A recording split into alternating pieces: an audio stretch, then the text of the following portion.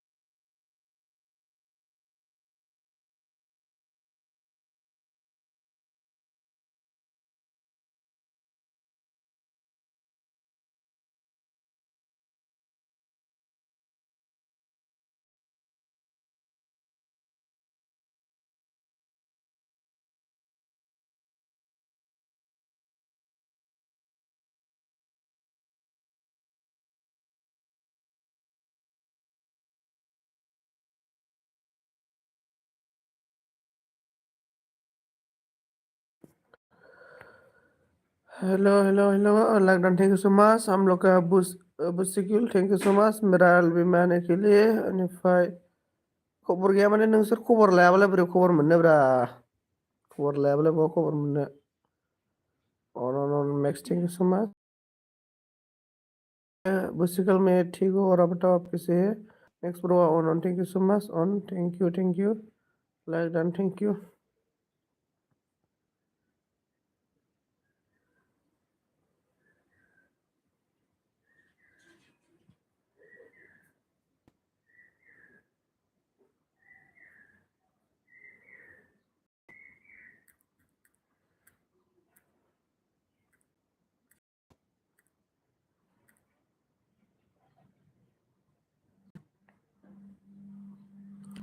अब मुश्किल ब्रो आप नया है मेरे साथ तो प्लीज़ मुझे सब कर दो मैं आपको मुझे सब करके मेरा वीडियो में कमेंट करके जाओ मेरा वीडियो वॉच करके मैं भी आपको एलबी बंद करने के बाद मतलब सब बैक कर देगा मैं आसाम से हूँ और नॉट थैंक यू मैं आसाम से हूँ ब्रदर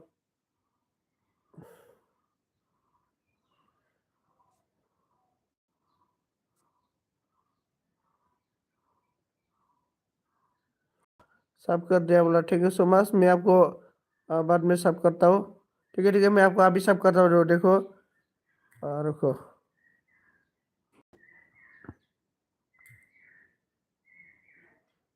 देखो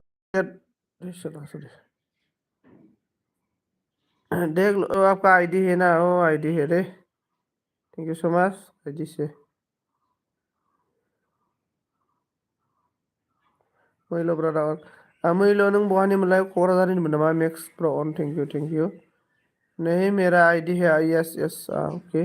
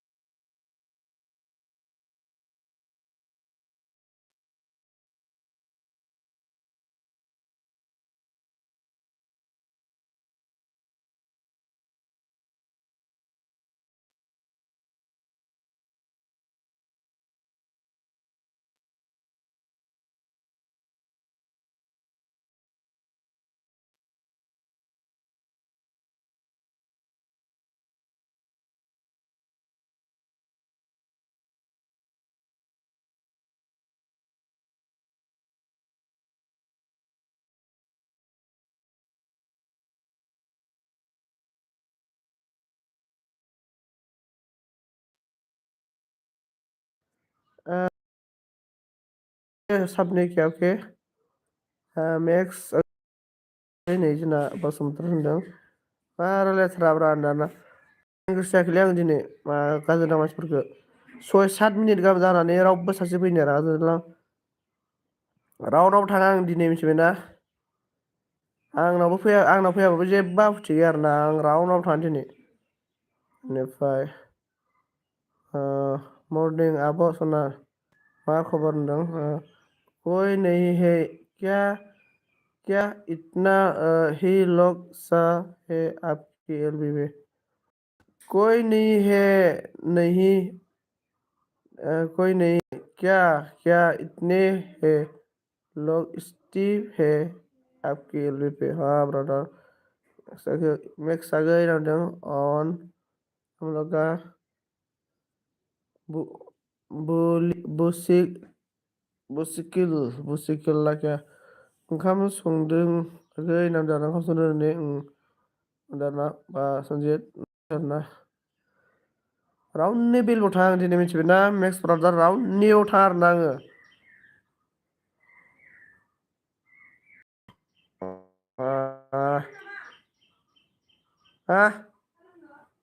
फुदुंला लोंनो आङो ओमफ्राय हेलौ रन्जित मा होनो मोसौ खाहैखांबाय नामा गाइखेर सेरगोना सेराखै मोसौ?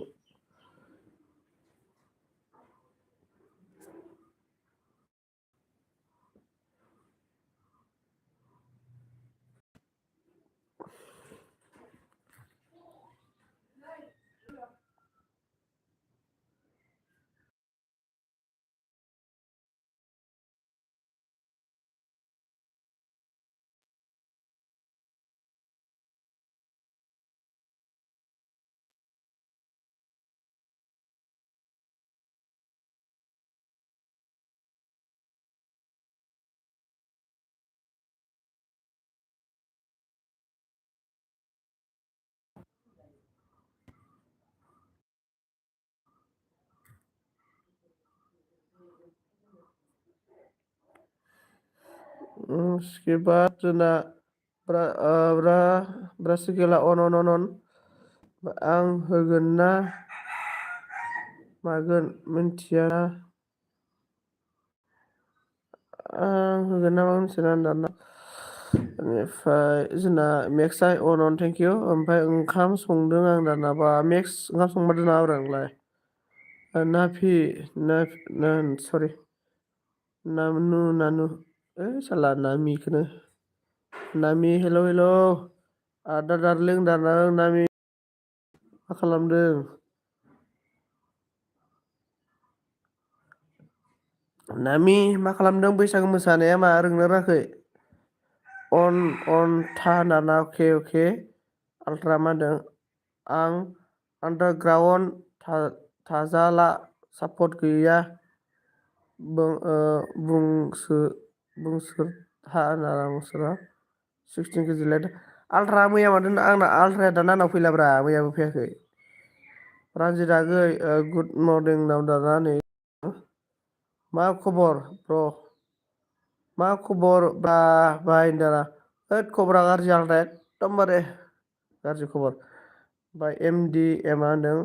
लाइक होबाय दे होनदों थेंक इउ स' माच एमडि एम लाइक होनो थाखाय थेंक इउ आल्ट्राया येस ये ओमफ्राय गुड मर्निं बाजै सना नामदों खम्बा हेलो हेलो खम्बा मोस्ट वेलकम मेरा एल बी आपका स्वागत है खम्बा कैसे है बताओ और आप लोग का इधर मौसम कैसा है खम्बा जी अल्ट्रा आं आन्डारग्राउन्डसो दं दाना आन्डारग्राउन्डसो दं आरोना खाम्बाने बोलाय गुड मर्निं एभरिवान जाबाय लोगो जादों ना इसके बाद थेंक इउ सुनांदों दिनै फ्राय फुल सापर्ट दाना आल्ट्रा आन्डारग्राउन्ड कमेन्ट खालामबाय थादे र' दै 1 मिनिट दा 1 मिनिट दै 1 मिनिट कमेन्ट करते रहो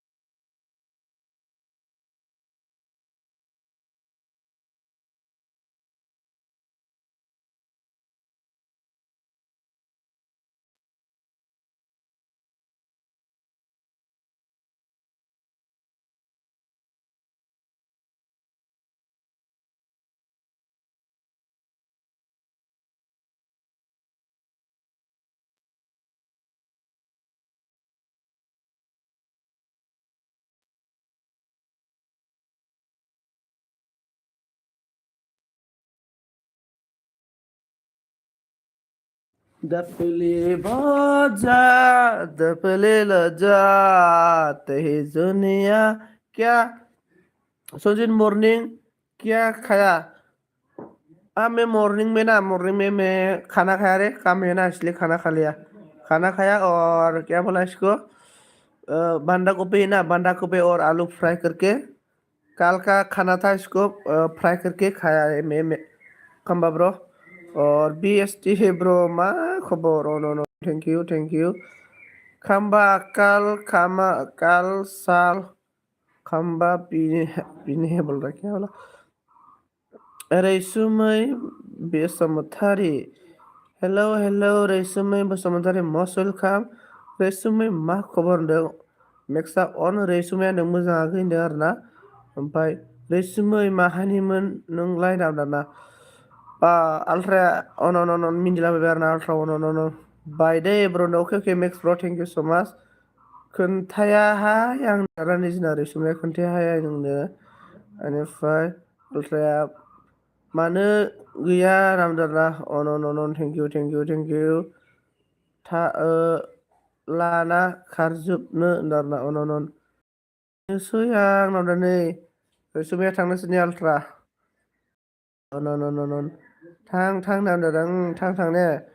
सिख्लाफोरजों बारा लेना देना खालामनालै आल्ट्रा बारा बारजाब मोसालाबायनाङा मिथिबायना सिख्लाफोरा देन्जार आं ओंखायनोथ'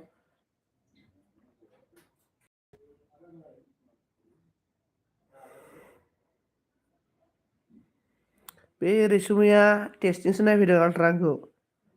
मिथिबायना बेनिफ्राय नाइट गोलोंलै आल्ट्रा नों माबानि मा होनो बि अफिसियेलनि एल बि आव थांनानै नों एसेबो सोलोङासै होमबा माबाफोरखौ बि अफिसियेलनि आइदियाफोरखौ एसेबो सोलों रोंनाय बायदि सोलोंबोनो रासो नाङाब्रा बि अफिसियेल बि अफिसियेल नामा आल्ट्रा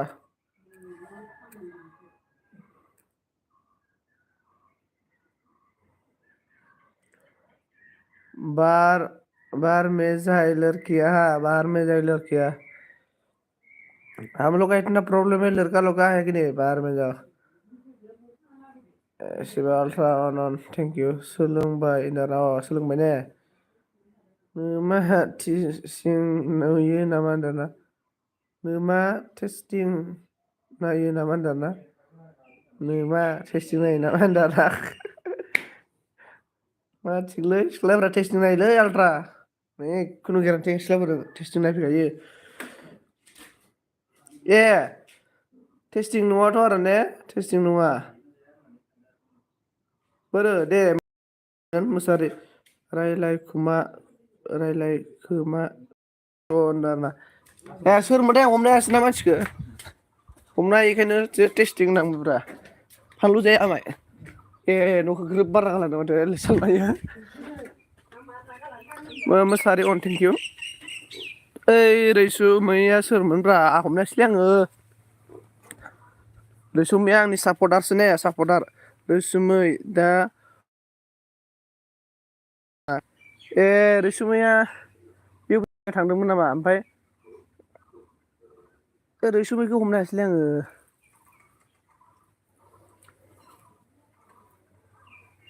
बाहर में जाओ तो और कभी लड़की नहीं चाहिए ओके बेलेग देनजारलै माबा मा होनो बि अफिसियेल माबा बि अफिसियेल होनबाय आल्ट्रा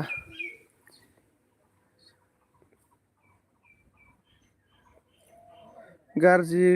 गोजासो लोगो मोनो सालान दाना बि अफिसियेल एलबियाव देनजारलै बि अफिसियेल आयु आयु आयु बुंनोङा देनजारलै आल्ट्रा नाम्बार वान आल्ट्रायाबो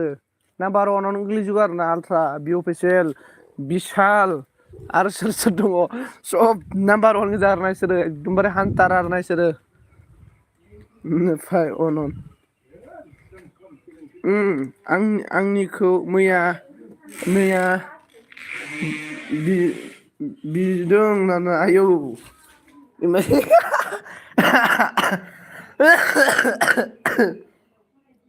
सोर बिलाय बिरालाय सोर आयौ आयौ देट नायना मानसिखौ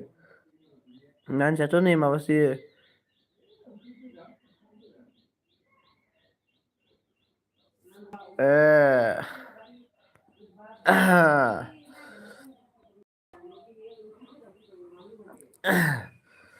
नों नुवाखै बारे बे दंमोनथ' नामजादा ओइद साला आल्ट्रा बे रैसुमैया हिनजावसो माबा हिनजाव ना फाग्ला हौवासो अन रैसुमै से होनना आल्ट्रा माथो नों सासे सिख्ला नुबानो बारजाब बारजाब मोसादेर नागिरोब्रा आल्ट्रा मानसिफ्रा एकदमबारे सिख्लाफोरनिल' नाम लानांगौ बाब्राब नागिरो आंना ओइ आल्ट्रा हाबा जाला आङो बे बोसोराव माबायाव बे जोनोमाव हाबा जाला आं आल्ट्रा नोंनो ला आल्ट्रा लाजोबनो गासिबखौबो मा बिदों दाना आल्ट्राया मा बिदों नै खोन्था दे खोन्था गाइडलाइन सरि दे कमेन्ट आरो नोंलाय सनजित भाइना आंनो जिमिस मेरा डार्लिं आ गया जिमिस darling hello hello good morning Basumatary अन वान नाम्बार गैया गोजा गासैबो आरो रैमालियाबो नामजादा मोसाहारि अन गासिबो खालै गासिबो वान नाम्बार आं हले वान नाम्बार ना दै माबा मा होनना बुंगोन आल्ट्रा आं माने 2 नाम्बारसो बेनिफ्राय येस ब्र' आंबो मिथिखायो ने टुनटुलु गोनांसो नाराखै Assam girls hello hello Assamese girl most welcome आपका स्वागत है मेरा एल्बम में बोलो सुबह का नाश्ता पानी ब्रेकफास्ट क्या क्या खाया है आसामिस वाली आसामिस गर्ल आसामिस वाली असमिस वाले आप ना क्या मतलब कौन सा मतलब क्या करके मतलब आप जीता है मतलब कोई ट्रॉफी दिखाए मैं आपको ट्रॉफी मतलब कौन सा गेम में आप ट्रॉफी मिला है थर्ड्स आं हाबा जाया बार में जाए लड़की बाहर में जाए लड़की ना बेनिफ्राय अल्ट्रा मिनि बेर ना किसे हो मैं ठीक हूँ ना अच्छा ठीक नहीं हूँ आसाम गर्ल्स और आप बताओ अल्ट्रा बनदों आसाम कैसे हो प्रीति नाना सारे अन हाथ अन आठथा जाबाय माथो बाला मा जाखो दाबो बेहाथो अन ओ बी बहन को मिला था ओ बहन को मिला था वो कौन सा मतलब गेम में मिला है कौन सा खेल में वो सारे अन अल्ट्रायानो गाज्रिसिन जाबाय बारे आल्ट्राया माबायदि गाज्रिसिनबा आं खोन्थानो आरोना आल्ट्राया जाबाय गाव डाइरेक्टलि बुङा आरोना सोरखौबा एसे थुदेरनानै बुंनो आरोना इयो जेनेबा हमना ला आं दं दायो दायो आल्ट्राया एसे आंनाव थुना हरगोन आरोना इयो जाहाथे आं बुंनांसिगौ आरोना एसे बारानो ओमफ्राय गाव आल्ट्राया थुनाल' होसिगोन नालाय आं बुंसिगोन नाथाय आंहा दाय जासिगोन ना इदि स्टिलनि आरोना आल्ट्राया बादसालु मानसिफोरखौ एसे थुज्रेननानै होनो नागिरो इयो ओमफ्राय बसुमतारी अन बसुमतारी हारहरबाय ओइ रैमालि आं स्टुडेन्टसो आसोलफोरा बिसोरसो आरोना स्टुडेन्ट नामा रैमालियालाय बबाव रैमालि नुखोब्रा नोंलाय सोर रैमालिलाय बेनिफ्राय अन जोंना माबाया बसुमतारिया आसाम गर्ल्सआ मा होनखो थर्ड पोजीशन पे पास किया ओके थर्ड पोजीशन में पास किया ओके ओके गुड आल्ट्रा मिनिबाय आरो थोदस नांबाय आरो आं नङा दादा आल्ट्रा देन्जारलै नोंबो आल्ट्राजों साब दंखायोब्रा गोदोनो नै आल्ट्रानि भिडिअखौथ' हमना मोनालै आङो नै माबायदिथाय टिटि टाटा गोजालै नै हथारे एकदम बेबायदि भिडिअ नुफेराखै आरो नै मिलियन 7K गाहाम फैयो माथो 7K 3.K बा 8 नै आल्ट्रा खाथारामा नोंना भिउस फैयोलै आल्ट्राना इंलेन्डनि सिन्थाय फैयो नामा आल्ट्राना भिउसआ इंलेन्ड सिन्थाय जोंना बसुमतारी अन स्किपार दे 1 मिनिट सरि बसुमतारी अन मा होनना बुंखो लंपेन्ट फाजिनो जालायबावसो नामा होनो रैमालि होना मनो हुआ क्या आपका मेरे मनो नहीं हुआ आसाम गर्ल्स मतलब वास्ट टाइम नहीं है रे WT नहीं है WT चाहिए आप लोग सपोर्ट कर दो आसाम गर्ल्स मेरा वीडियो फुल रनिंग करके दो मुझे सपोर्ट कर दो मैं भी आप लोग को सपोर्ट करेगा पावर ऑफ अफलाइन गेम दाना ओइ आल्ट्रा ब्र नों बहानिमोनलै आल्ट्रा ब्र खोन्थालाय आंनो एकदमबारे मोनसे इमारजेन्सि खामानि दंमोन आं नोंजों अन ओरै होनखो आं थांनोसै आरोना अके ओमफ्राय आं खामानि मावदों दे होनना अके फाग्ला बे रैमालिया हौवासो दा ना बेखायनोथ' रैमालि बबेयाव नुदों नों रैमालि आल्ट्रा बबेयाव नुदों नों रैमालि बेनिफ्राय अन दंखे आसामिस क्लादों भैया बोलबाय आरोना आल्ट्रा मिनिबाय आसाम कैसे हो डार्लिं होनना बुंदों आरोना आसामा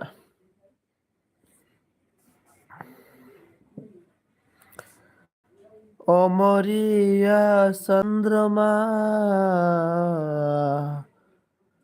आं आन्डारग्राउन्डसो बायना आरोना आल्ट्रा आन्डारग्राउन्ड आं एबार एक्सन गेलेसिगोनथ' आल्ट्रा आन्डारग्राउन्ड दानांगौ आन्डारग्राउन्ड होननानै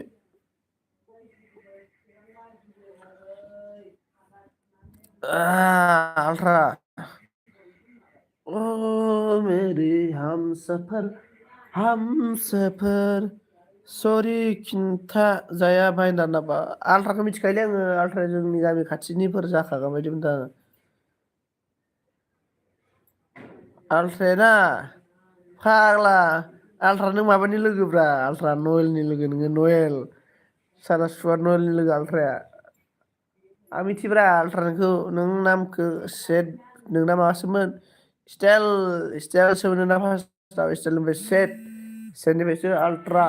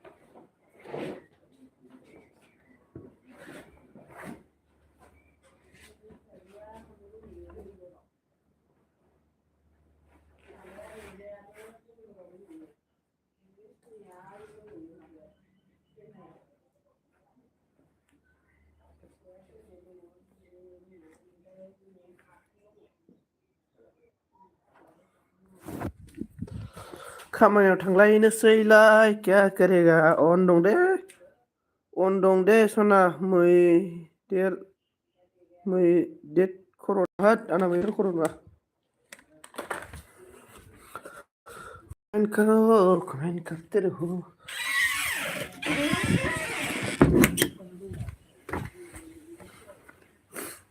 आल्ट्रा मा खोनाखोलै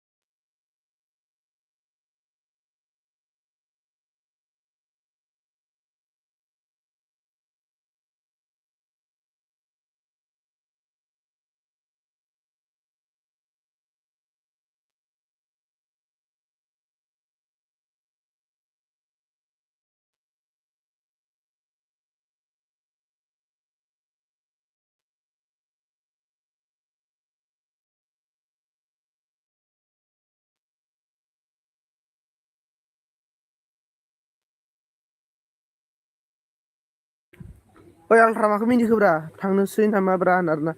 थांखानांसिगोन दा आल्ट्रा उफाय गैया माथो खालामनो रिसार्ज सोनांगोन ना मबाइलाव रिसार्ज सोनो फैसा गैयालै रावबो हरा आसामिस गर्ल अनलि वाच न कमेन्ट फाग्ला आल्ट्रा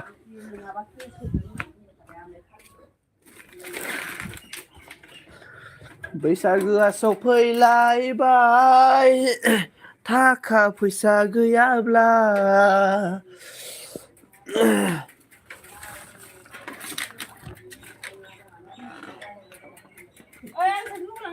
नोंथांखौ लाबोला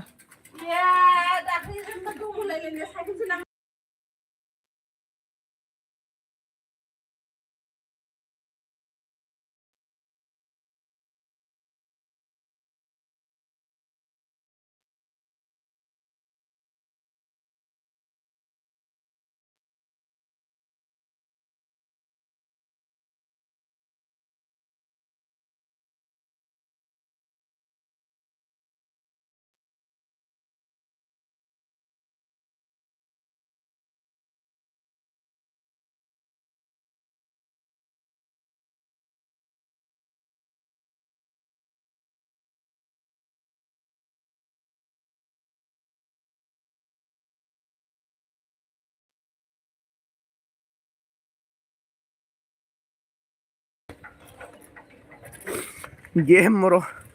अल्ट्रा कहाँ से हो अल्ट्रा है ना अल्ट्रा थोड़ा मेंटल है अल्ट्रा और अल्ट्रा को कहाँ से तो नहीं है मतलब अल्ट्रा का कोई मतलब जगह नहीं है मतलब अल्ट्रा को ना रियल साइटिंग में ही मिला है अल्ट्रा को सिबार थम्स अप वाह थम्स अप नया नया profile thumbs up Assam underground से वो अल्ट्रा आसाम से नहीं रे अल्ट्रा ना अल्ट्रा आसाम का आसाम को बर्बाद मत करो रे आसाम का नाम नहीं ले लो on love you all girls क्या नाम थम्स अप साला खाली लड़की में चक्कर में रहता रे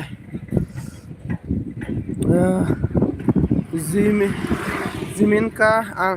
अंदर से जमीन के अंदर से हाँ जमीन से संजीत भाई डेला दो डाला दो क्या क्या बोल गया रे मुझे समझ में नहीं आ रहा है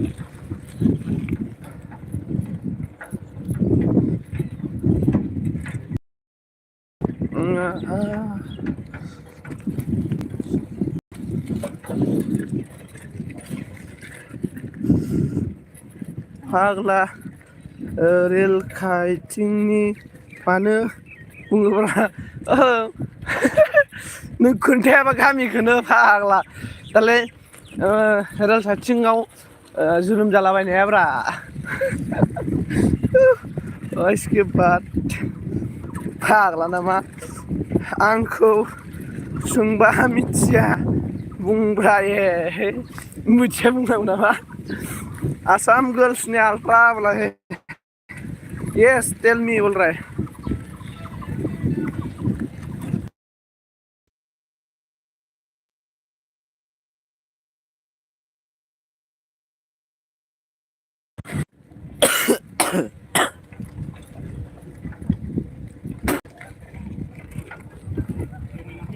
ओके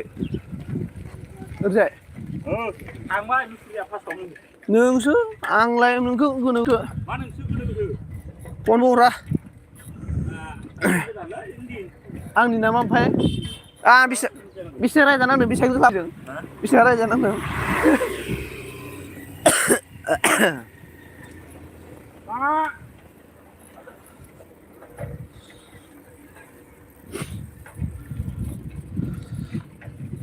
गामसा on आपका प्रोफाइल देखो संजीत भाई बोल रहे अल्ट्रा मेरा प्रोफाइल तो अच्छा है रे आपको देखो ना नया नया लग रहा है नया लड़की पटाने के लिए अल्ट्रा अल्ट्रा नहीं रे सॉरी थम्स अप ना मैंने अल्ट्रा भाई नहीं एक on थैंक यू एक लोग की देखो ultra bro give Assam girls एक बार ओके लखना उजang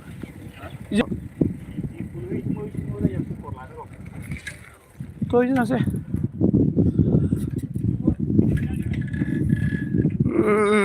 बिंदास से ले लो ओ आसाम गर्ल्स बोलो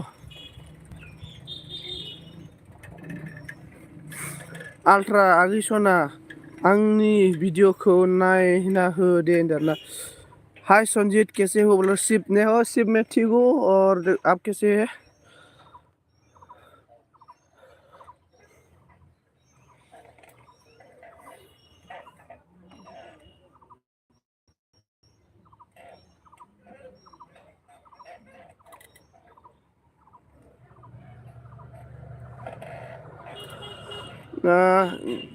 जीएम भाई ओके जीएम भाई बोल रहा है दाहाय नायगोन आरोना आसाम दा होनदों आरोना कमेन्ट खालामदो सोर दं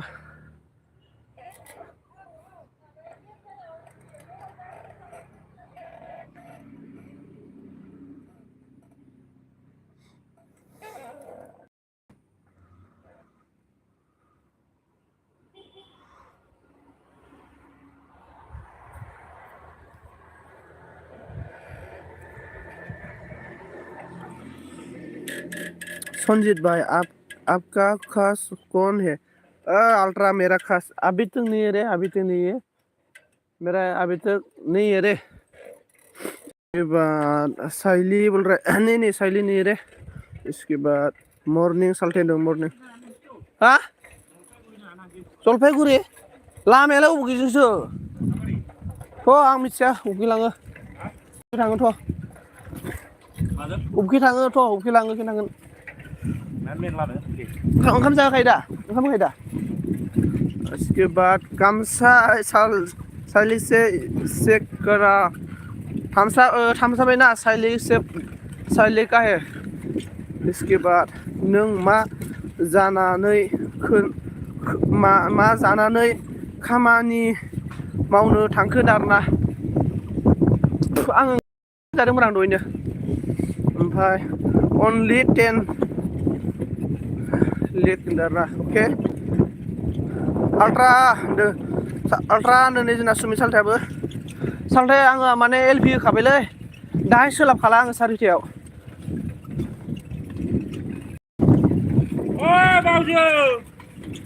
बावजो गेटआव फैगोन नोंलाय फाग्लालै आल्ट्रा जोंना माबायदि सिख्ला एदावखायो बावजु उफ्लालायनानै खोनादोंना मबाइलाव आल्ट्रा खामानि मावनायफोरखौसो भिडिअ बानायलाबायनांसिगोनलै स्टेन्ड मोनसे लानानै अके सालथाय दारना ये सालदेस जोंनानि खथ्रा गोरा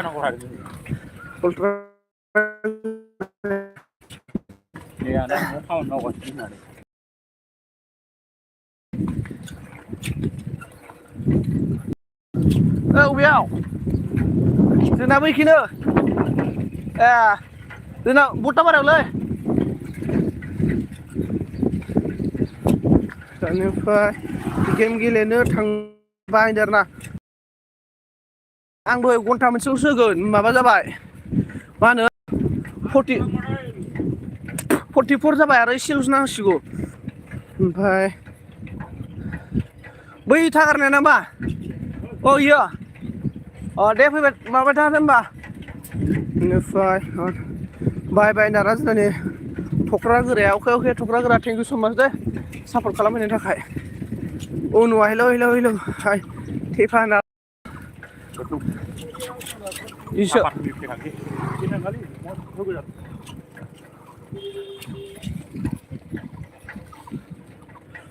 ओमफ्राय खाथ्रा नाक नारना होद आथ्रा सोरखौ खाथ्रा जोंना दुगा नारना होद साला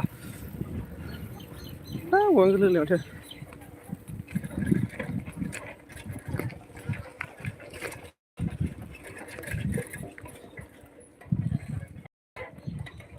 ओमफ्राय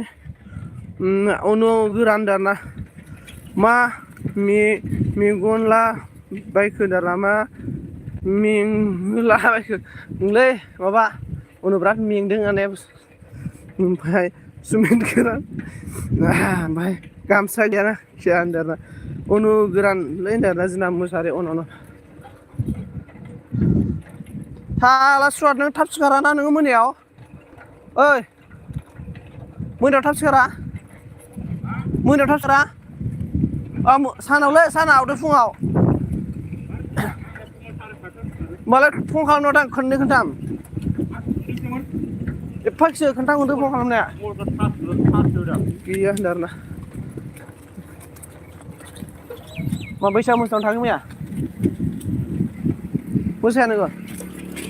आरो बिराद मोसाग्रामोन नोंलाय दि मा बार मोनलाय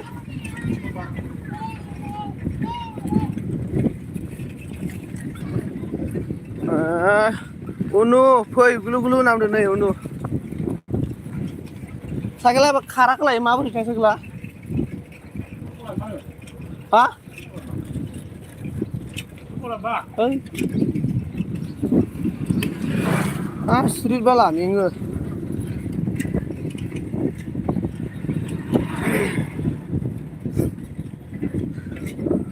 उनु नाब्ले उनुआ बिराद ओरैबायदि सालु मानसि नायो गावनियाव जुदि एलबियाव थाङाबाथाय बियो फैखाया जुदि उनु गावनाव दसे थांबाय बेबो दसेल' फैना थाङो आरोना सोरबा बिदि जायो लोगोआ उनुलै सोरबा बिदि जायो हाय सनजित नामदो जोंना नै माबाया बसुमतारिनो आनिला मा खबर गुड मर्निं एभ्रिवान बाय आल्ट्राया दे आल्ट्रा दे थां नोङो थां कामा दाजु See you again. Salte time okay deh. Hello लोगोफोर नोंनो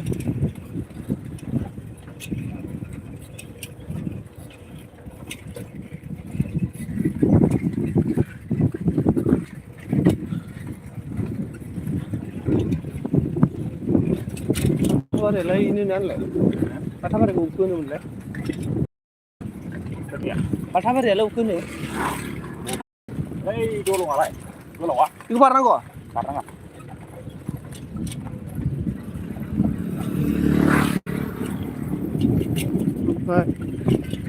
अनिला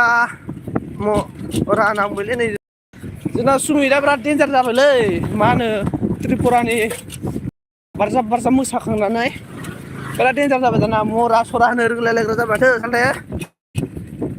असम गर्ल किधर गया ने असम गर्ल से चला गया शायद यार असम गर्ल चला गया होगा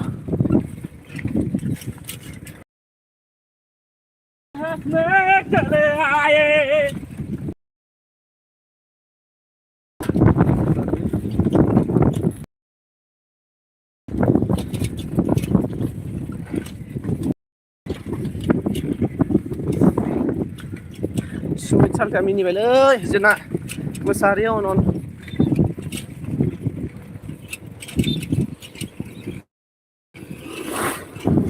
बगला लोगो मा नामा ब्रायलाय बगला बायदि नुलायलाय माथो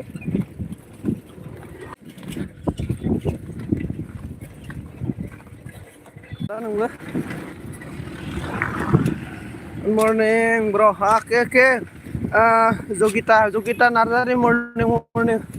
देलाय खामानि मावदों आङो जगिता नार्जारि खामानियाव फैबाय आरो ना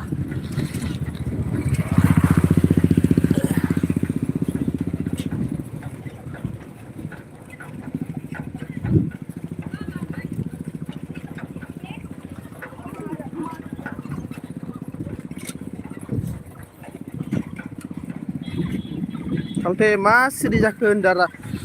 सिरि जाखोलै जाबाय साले खामानियाव लागायनोसैला नै साल गुड मर्निं सन्जित ब्र जोंना मिलिना मर्निं मिलिन ब्र मर्निं उन्दु दे लोगोफोर खामानि मावसैलै नै मेंबाय बिरादनो लागायसै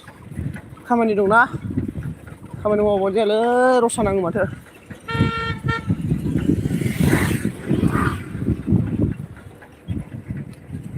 सोर